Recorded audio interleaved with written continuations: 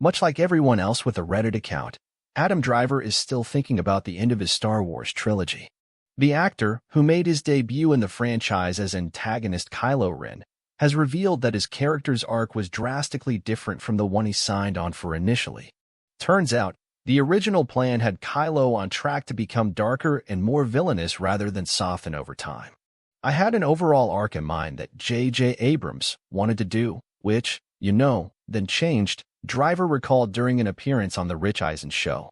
His idea was that Kylo's journey was almost the opposite of Vader, where Vader starts the most confident and the most committed to the dark side, and then by the last movie, he's the most vulnerable and weak. He wanted to start with the opposite. Driver explained that originally Kylo was supposed to be the most confused and vulnerable, and by the end of the 3 movies, he would be the most committed to the dark side. He added, "I tried to keep that arc in mind, regardless if that wound up not being the journey anyway, because it changed while shooting. But I was still focused on that."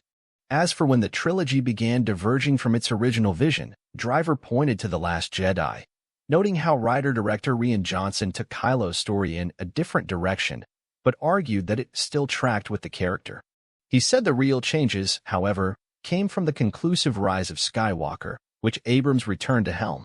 The last one, it changed into being about them, and the dyad and things like that, and kind of evolving into Ben Solo, Driver recalled. That was never a part of it. He was Ben Solo from the beginning, but it was never a version where we'd actually see Ben Solo when I first signed up.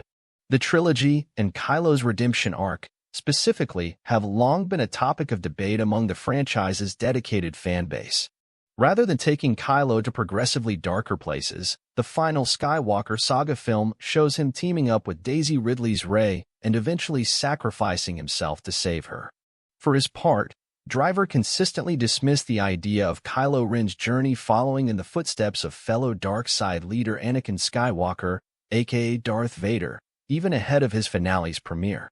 What does he have to be redeemed for? Driver asked while speaking to EW in 2019. Kylo Ren has a different identity, a different definition of what redemption is. He's already been redeemed in his story. I don't think there is a thought of redemption. He doesn't have an outside lens of the events, you know what I mean? That's more of an outsider's view of his world.